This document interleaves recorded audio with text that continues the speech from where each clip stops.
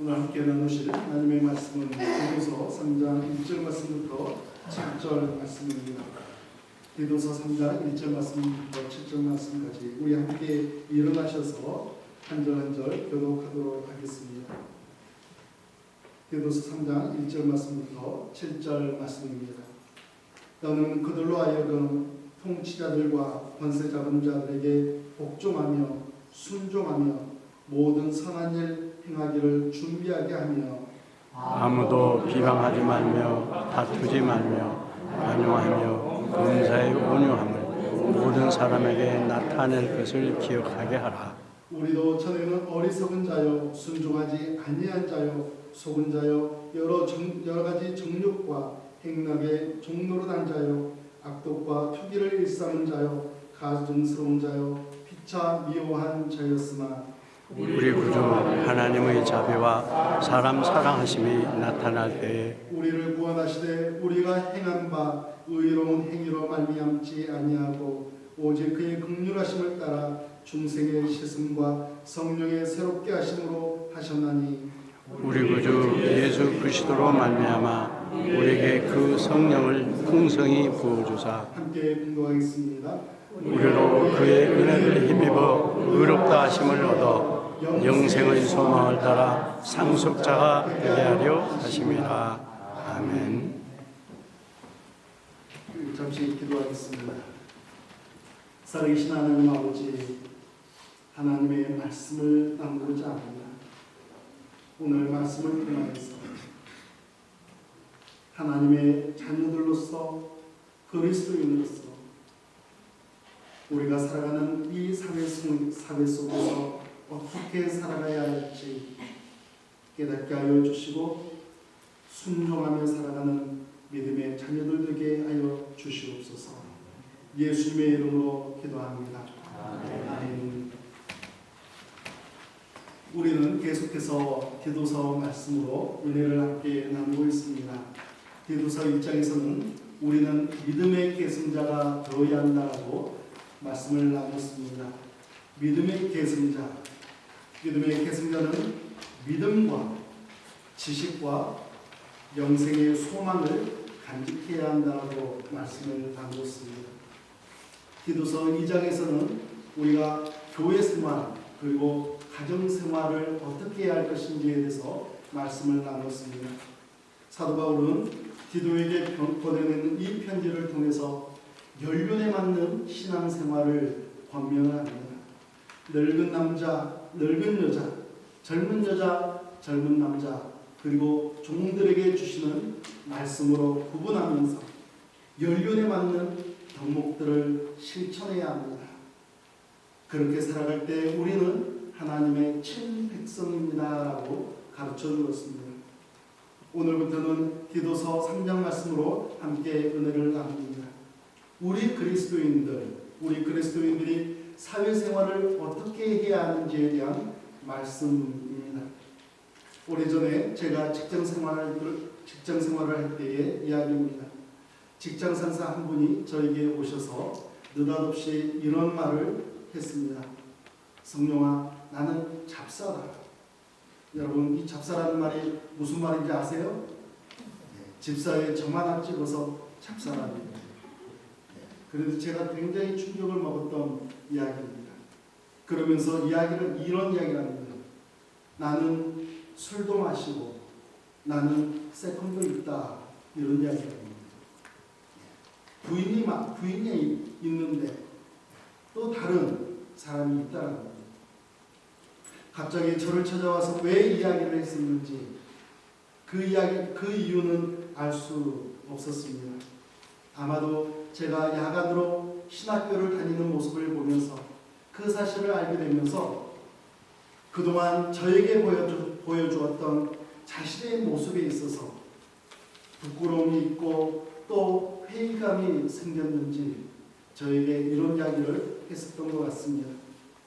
제가 그분의 이야기를 듣고 나서 큰 충격에 휩싸였습니다. 그리고 마음에는 큰 혼란이 왔습니다. 집사의 직분을 하나님께서 주신 귀한 집사의 직분을 경홀히 여긴 모습, 그리고 집사로서의 삶을 너무나 가볍게 여기는 그분의 모습을 보면서 어린 저에게는 너무나 큰 충격의 사건이었습니다. 저는 우리 그리스도인들의 신앙생활 가운데 반드시 극복해야 할 사고방식이 있다고 생각합니다. 이원론적인 사고방식. 제가 여기서 말씀드리는 이원론적인 사고방식이라는 것은 신앙생활과 일상생활을 둘로 쪼개어놓고 살아가는 삶의 태도를 이야기합니다. 교회에서의 생활, 그리고 사회에서 특히나 가정에서의 생활이 서로 쪼개져 있는 그런 삶의 모습. 여러분, 많은 그리스도인들이 교회에서만 신앙생활을 하고, 그리고 직장과 가정에서는 마치 신앙생활에서 벗어난 삶을 살고 있다는 사실을 혹시 우리가 살아가고 있지는 않는지 우리는 깊이 생각해 봐야 합니다. 여러분, 우리 그리스도인들의 신앙생활은요, 사회에서도 직장에서도 가정에서도 우리는 한 줄과 같이 이어져야 합니다. 왜냐하면 예수 그리스도의 주권입니다. 예수 그리스도의 주권 때문에 예수님께서 나의 주인이십니다라고 고백했다면, 예수님께서 내 삶의 주인이시라고 고백했다면 우리의 신앙생활은 교회에서뿐만이 아니라 가정에서도 직장에서도 여전히 내 주인이신 예수님 앞에서 나는 살아가고 있습니다라고 그렇게 고백하면서 우리의 모든 삶이 한 줄로 이어져야 하는 것입니다. 사도 바울은 고린도전서 10장 31절 말씀에서 이렇게 말씀합니다. 그런즉 너희가 먹든지 마시든지 무엇을 하든지 다 하나님의 영광을 위하여 하라. 사도 바울이 무엇을 이야기하는 거예요? 물 한 모금 마시는 것조차, 식사 한 끼 대하는 것조차도 예수님의 주권과 영광되어 있다. 내가 한마디의 말을 하고 내가 한 동작의 행동을 하는 것조차도 하나님의 영광과 예수님의 이름을 증거하는 일에 연관되어 있다라고 우리에게 가르쳐주고 있다는 사실입니다. 그래서 우리가 그렇게 마음을 먹고 식사하고 말하고 행동을 하게 되면 우리는 예수님의 주권을 우리의 삶의 곳곳에서 인정하며 살아가고 있는 하나님께서 기뻐하시는 아들과 딸이라는 사실인 것입니다. 사랑하는 성도 여러분, 오늘은 선한 사회생활을 하라라는 제목을 가지고 말씀을 나누고자 합니다. 여기에 두 가지 실천한 내용, 그리고 두 가지 이유를 여러분과 함께 나누고자 합니다. 첫 번째는 법 질서에 복종하라입니다. 법 질서에 복종하라. 우리 그리스도인들에게는 항상 떠나지 않는 질문이 하나 있습니다. 법 질서를 집행하는 사람들이 우리 그리스도인들에게 불이한 것을 요구할 때 우리는 어떻게 해야 하는가? 그래도 복종해야 하는가라고 우리는 이런 질문이 우리에게 항상 따라다닙니다. 이 질문에는 두 가지 답변이 있습니다. 1차적인 답변으로는 1절에서 제시하고 있습니다. 너는 그들로 하여금 통치자들과 권세 잡은 자들에게 복종하며 순종하며 모든 선한 일 행하기를 준비하게 하며, 사도 바울은 복종해야 한다, 순종해야 한다라고 우리에게 가르쳐주고 있습니다. 우리 그리스도인들은 사회 질서를 유지하기 위해서 우리는 순종할 수 있어야 합니다. 그 이유가 무엇이라고 이야기합니까? 모든 선한 일 행하기를 준비해야 하기 때문이다. 우리 그리스도인들이 행하는 일, 우리가 선한 일을 하는 데 있어서 준비하는 일이라는 것입니다. 선한 일을 하는 초석이 되기 때문에 우리는 사회 질서를 유지하기 위해서 복종하는 삶을 살아가야 합니다. 그러나 저는 이 1차적인 답변에 이어서 2차적인 답변이 너무나 중요하다고 생각합니다. 이 2차적인 답변은 궁극적인 답변일 뿐 아니라 불변의 법칙이라고 저는 생각합니다.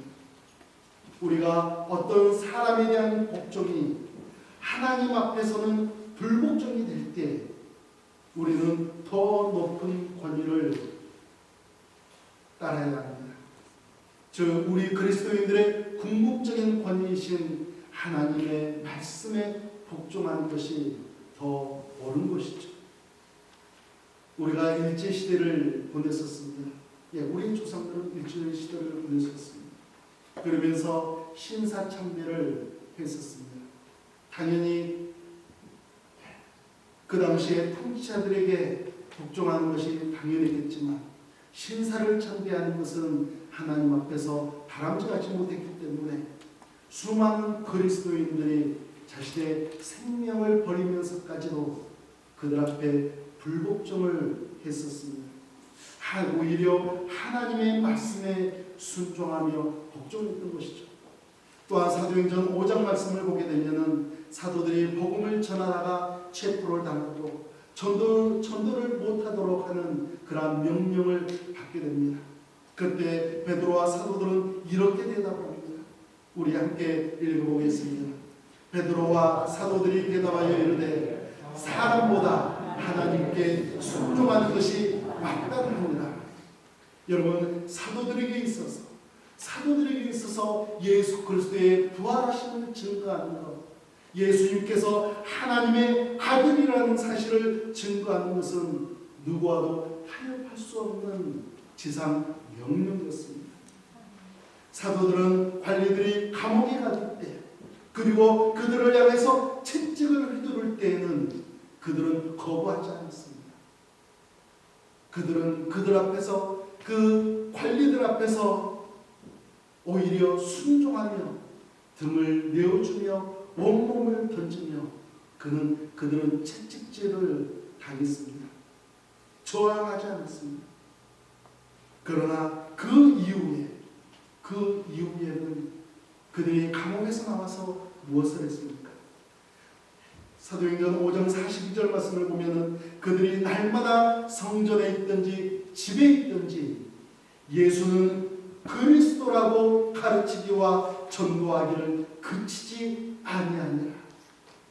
그들이 붙잡혀서 매를 맞는 복종은 했지만, 그러나 그들이 감옥에서 나와서는 살아계신 하나님의 말씀을, 예수 그리스도의 복음을 증거하기를 그치지 아니하였다고 우리들에게 가르쳐주고 있습니다. 우리 그리스도인들이 복종해야 할 궁극적인 권위를 가지신 예수님의 권위에 복종하는 것, 이것은 하나님 앞에 영광이 되며 하나님께서 기뻐하시는 삶의 모습인 것입니다. 사랑하는 성도 여러분, 권위에 대한 순종에 있어서 기독교에는 두 가지 극단적인 견해가 있습니다. 하나는요, 극단적 시민 불복종의 자세가 있습니다. 극단적인 시민으로서의 불복종인 자세, 정의를 위해서 특정 명령에 거부를 하는 것, 자신이 생각하는 정의를 생각하다가 이제는 반항을 하면서 이제는 극단적으로 모든 것을 반항하며 살아가는 삶의 자세. 그래서 어느 날부터는 매사에 반항할 뿐 아니라 하나님의 말씀에조차까지 반항하게 되는 부정적인 극단에 처하는 그런 삶의 자세를 바로 이 극단적 시민 불복종의 자세라고 이야기합니다. 그러나 또 하나가 있는데 그것은 권위에 순종해야 한다라는 원칙을 따르다가 마침내는 불의한 요구에도 순종해버리는 자세가 있습니다.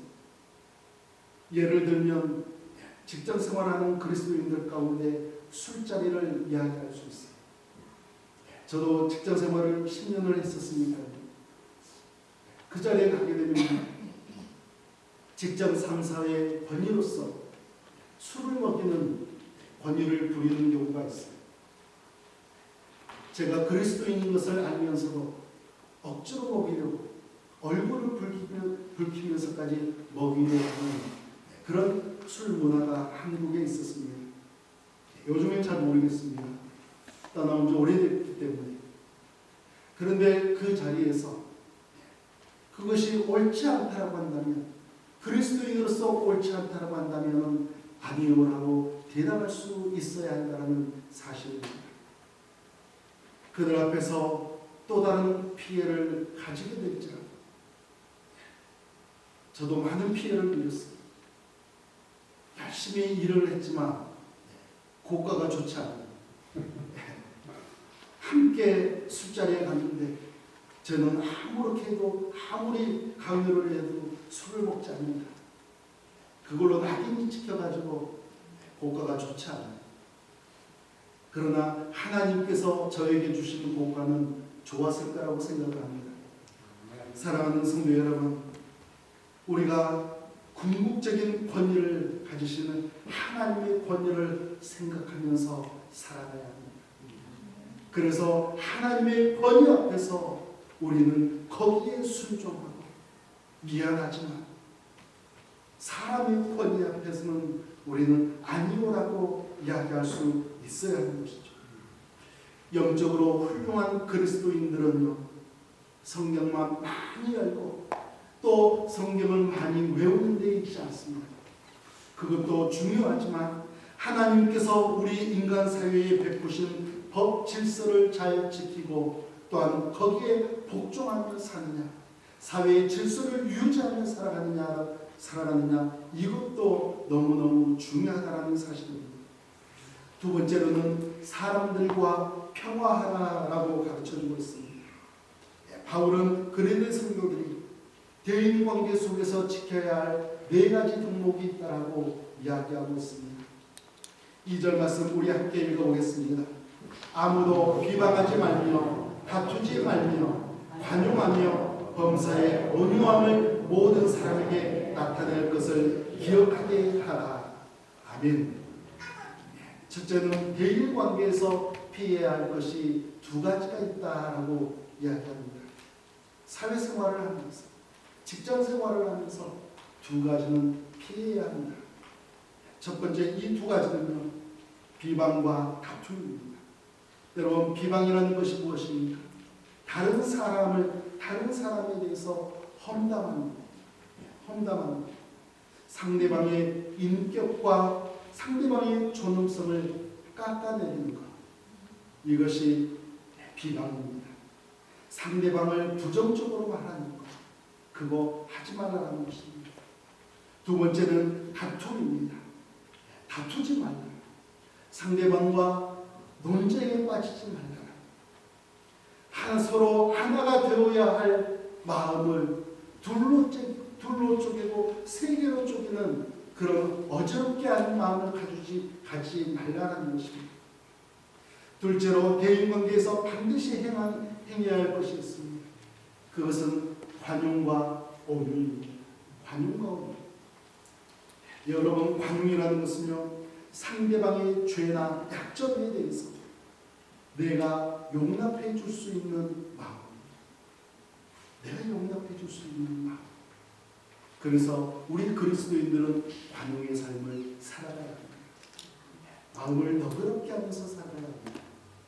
그러나 우리가 관용을 베풀지 못하는 단 하나의 진리가 있습니다. 그것은요, 예수님을 믿는 길 외에도 다르게 구원받는 길이 있는가라고 물어볼 때 우리는 거기에 관용을 베풀 수가 없습니다. 예수님의 길 외에는 구원받을 수 없습니다. 우리는 거기에서 타협해서는 안 됩니다. 또한 관용과 함께 우리는 온유한 사람이 되어야 합니다. 상대방의 잘못에도 불구하고 그것을 처리하는 방법과 태도에 있어서 내 자신을 절제할 수 있는 힘, 그것이 바로 온유입니다. 우리가 냉정하게 할 수도 있지만 우리가 따뜻하게 대할 수 있는 마음, 이러한 마음을 온유라고 우리가 이야기하지 않습니까? 여러분, 우리가 이러한 온유와 함께, 그리고 우리가 이러한 관용과 함께 우리가 평화를 나누어야 할 대상이 있다라고 가르쳐주고 있습니다. 아무도 비방하지 말며 다투지 말며 관용하며 범사에 온유함으로 모든 사람에게 나타낼 것을 기억하게 하라. 여러분, 누구에게 하라고요? 모든 사람. 모든 사람. 가까운 사람이든지 멀리 있던 사람이든지 나에게 도움을 주는 사람이든지 심지어 나에게 피해를 주는 사람에게조차도 우리는 평화의 마음을 가지고 살아가야 한다라고 가르쳐주고 있습니다. 히브리 사람들은 이렇게 원만한 관계를 가르쳐서 샬롬이라고 이야기합니다. 오늘 1절과 2절 말씀을 보면서 우리에게 매우 중요한 동사 하나가 나옵니다. 2절 마지막 절에 있는 기억하게 하라. 기억하게 하라. 사도 바울이 그리스 성에 있는 이 디도에게, 디도야, 내가 목회를 하는 동안에 바로 이런 말씀들을 기억할 수 있도록, 그리스 성에 있는 모든 성도들이 기억할 수 있도록 그렇게 하라는 것입니다.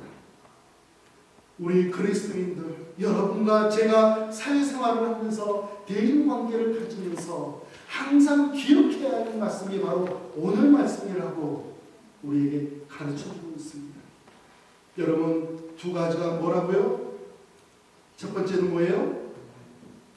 첫 번째는 법 질서에 복종하라. 법 질서에 복종하라. 두 번째는 사람들과 평화하라는 것입니다. 사랑과 평화.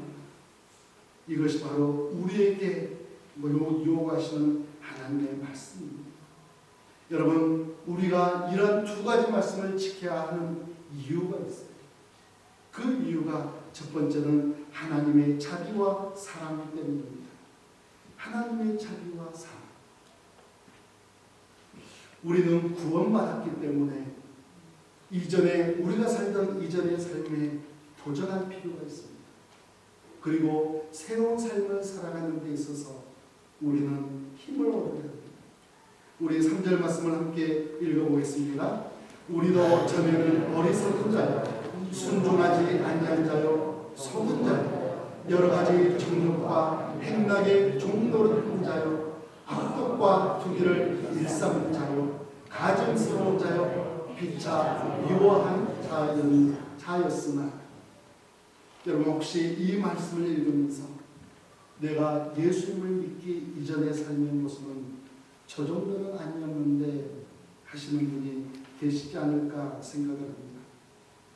이 글을 쓰고 있던 사도 바울도 그 정도의 삶을 살고 있던 분은 결코 아니었습니다. 오히려 어떤 분이었어요? 바리새인 중에 바리새인이라고 하는, 히브리인 중에 히브리인이라고 하는, 모든 사람들이 본받을 만한 그런 모범적인 삶을 살았던 분이 사도 바울이었습니다. 여러분, 그런데 사도 바울이 왜 이렇게 쓰고 있겠습니까? 구원받기 이전에 대부분의 세상 사람들이 바로 이런 삶을 살아갔기 때문이 아니었겠습니까? 또 성경 말씀에 비추어 보았더니, 하나님의 말씀에 비추어 보았더니 구원받기 이전의 삶의 모습이 이 정도로 형편없었다라는 이야기일 것입니다. 여러분, 구원받지 못한 사람들의 생활 방식의 대표적인 것은요, 불순종이에요. 불순종. 우선은 하나님의 말씀에 불순종하며 살아왔습니다. 예수님께서 이 세상의 구주로 이 땅에 보내주셨음에도 불구하고 예수님을 영접하지 않은 삶을 살아갔던 그러한 시간들, 그 시간들은 불순종의 삶의 연속이었습니다. 이와 더불어 정욕, 행락, 악독, 투기, 가증함, 미움, 이러한 욕구들은 하나님께서 기대하시는 원만한 인간 관계를 파괴하는 그러한 주범들입니다. 우리를 구원하시되 우리가 행한 바 의로운 행위 행위로 말미암지 아니하고라고 말씀하고 있습니다. 우리가 구원받을 수 있었던 이유, 그것은 하나님의 사랑하심 때문이었다고 우리에게 가르쳐주고 있습니다. 내가 잘나서가 아닙니다. 내가 의로운 행위를 해서가 아닙니다. 잘난 것도 없고 의로운 것도 없지만 하나님의 자비하심과 하나님의 사랑하심이 나에게 부어졌기 때문에 나는 구원받을 수 있었던 것이죠. 이것이 여러분과 제가 구원을 받고 새로운 삶을 출발할 수 있는 그런 계기가 되었던 것입니다. 여러분, 하지만 구원받은 삶이라는 것은 구원받았다는 사실에서 끝난 것이 아닙니다. 거기에서 끝이 아닙니다.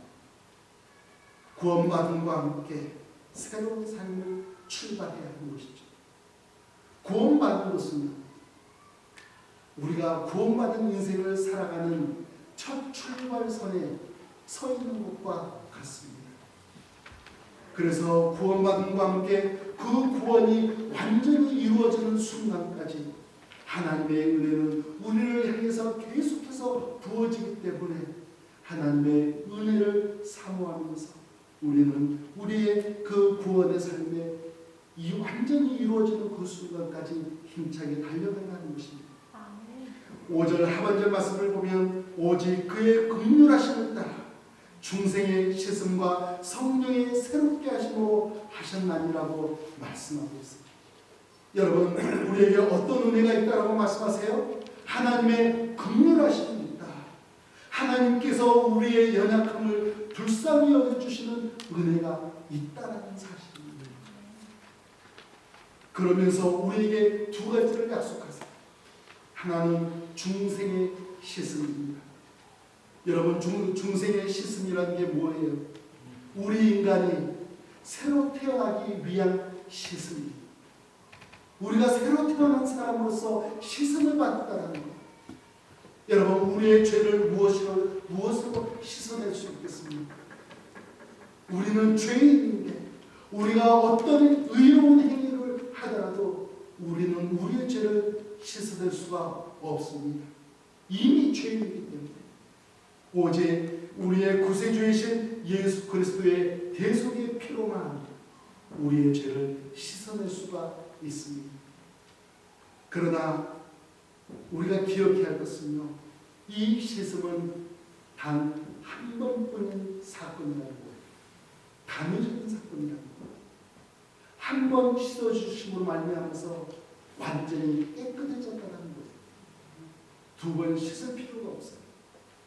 우리는 십자가에서 나의 죄를 감당하신 예수님의 은총으로 말미암아서 단 한 번의 그 은혜로 깨끗이 씻음을 받았습니다.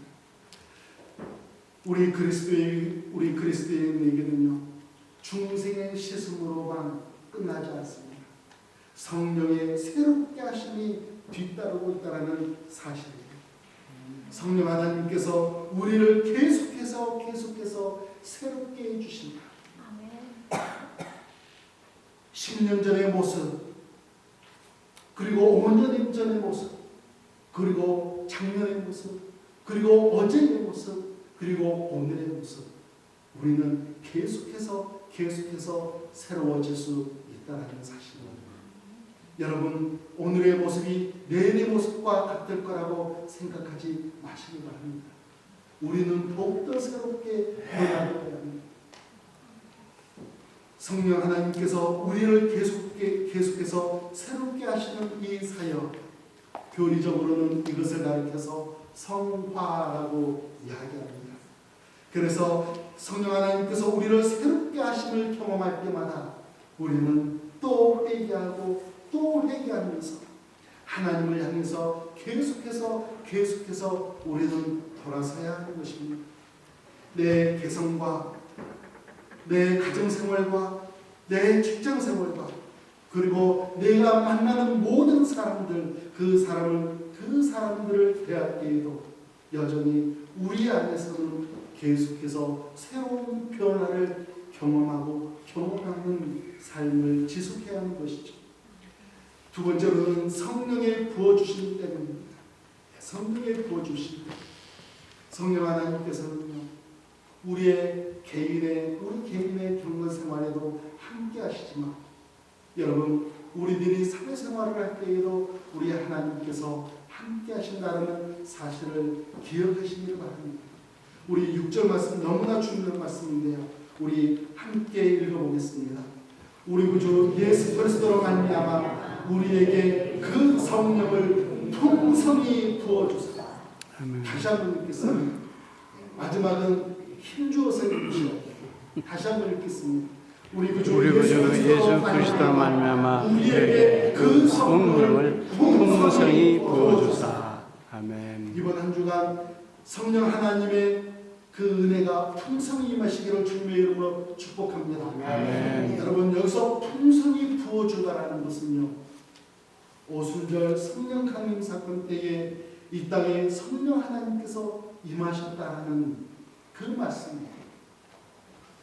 그리고 2000년이 지난 이 시점에서도 우리가 예수님을 영접하는 그 순간 성령 하나님은 우리 안에 풍성히 임하신다는 사실입니다. 2000년이라는 너무나 오랜 시간이 흘러갔기 때문에, 그리고 2000년이라는 시간 가운데 너무나 많은 사람들이 예수님을 이미 영접해버렸기 때문에 성령 하나님의 임재가 나에게는 더 이상 이루어지지 않는다라는 핑계를 우리는 댈 수 없다라는 사실입니다. 성령 하나님의 임재가 부족해서 내가 사회생활을 하는데 지장이 있다, 그렇게 말할 수 없습니다. 성령 하나님의 임재가 부족해서 내가 다른 사람과 인간관계를 하는 데 있어서 지장이 생길 수 있다라고 그렇게 말할 수 없다는 사실입니다. 성령 하나님의 임재는 2000년 전 오순절 사건 때 이미 이루어졌지만, 지금도 여러분과 저에게 풍성히 부어주시는 은혜가 여전히 넘치고 있다는 사실을 기억하시기를 주님의 이름으로 축복합니다. 그래서 우리는 그 풍성히 부어주시는 은혜로 말미암아서 지금도 풍성히 임하신 성령 하나님 때문에 우리는 사랑할 수 있는 것입니다. 헌신할 수 있는 것입니다. 양보할 수 있는 것입니다. 섬겨갈 수 있는 것입니다. 우리 그리스도인들은요, 풍성히 임하신 성령 하나님의 은혜로 말미암아서 이제 영생의 소망을 바라봐야 합니다. 영생의 소망을 바라보는 사람에게는요, 복이 있다고 가르쳐주고 있습니다. 7절 말씀에 어떤 복이 있는지 확인해 보시기 바랍니다. 우리 함께 읽어보겠습니다. 우리로 그의 은혜를 힘입어 의롭다 하심을 얻어 영생의 소망을 따라 상속자가 되게 하려 하시니라.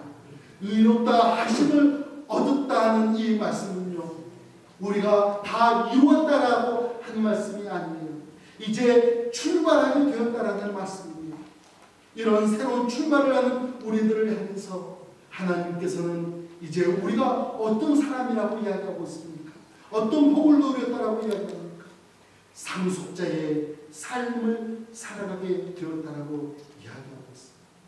상속자가 되게 하려 하십니다. 우리 옆에 분들에게 인사하겠습니다. 당신은 상속자입니다. 우리 인사하겠습니다. 당신은 상속자입니다. 당신은 상속자입니다. 우리의 친구들, 우리의 가족들, 예수님을 믿는 모든 사람들은 영생의 소망을 따라서 상속자가 됩니다. 여러분, 상속자라는 것이 뭐예요? 상속받을 것이 있다는 거예요. 상속받을 것이 있다는 거예요. 이 땅에서는 부모님이 남겨주시는 것 외에는 거의 상속받을 것이 없습니다. 저희 부모님께서는 저에게 별로 남겨주신 것이 없으세요. 평생을 어렵게 사셨기 때문에. 제가 제 동생이 이야기했어요. 제가 미국으로 떠나고 나서 오랫동안 제 동생이 부모님을 모셨잖아요. 그래서 지난번에 갔을 때 나는 상속받을 것이 없다. 다 네가 가져라라고 이야기했습니다. 여러분, 여기서 말씀하시는 상속자라는 것은 하나님 아버지께서 물려주시겠다는 것, 우리가 영원한 생명을 누리며 살아가는 천국에서 하나님께서 우리에게, 여러분들에게 주실 것이 있다는 말씀입니다. 이것은 하나님의 약속입니다. 하나님께서 예수 그리스도를 이 땅에 보내주시겠다라고 약속하셨던 그 말씀은 2000년 전에 이루어졌습니다. 그리고 예수님을 믿는 자들에게 구원을 주시겠다라고 말씀하신 그 약속도 이루어졌습니다. 앞으로 우리에게 상속자가 되게 하시며 너희들에게 상속할 것이 있다라고 말씀하신 이 약속도 이루어질 줄 믿습니다. 사회생활에서 일어나는 아주 작고 사소한 대인관계 속에서 여러분 오늘 말씀하신 4가지의 삶을 여러분 실천하시기 바랍니다. 이것은 상속자가 되기 위한 하나의 훈련인 것입니다. 우리가 이러한 삶을 살아갈 때 상속자로서 우리는 분명한 그런 상급을 받게 될 것입니다. 우리 함께 기도하겠습니다. 살아계신 하나님 아버지 은혜를 감사를 드립니다. 오늘 이 시간 선한 사회생활을 하라고 우리에게 말씀하십니다. 궁극적인 이유는 우리가 하나님의 자녀일 뿐 아니라 하나님의 사랑하심 때문에 우리가 은혜를 입었을 뿐만이 아니라 이제는 하나님의 상속자이기 때문이라고 가르쳐 주시는 이 말씀을 저희들이 분명히 기억하면서 하나님의 말씀에 순종하는 믿음의 자녀들 되도록 인도하여 주시옵소서. 예수님의 이름으로 기도합니다. 아멘.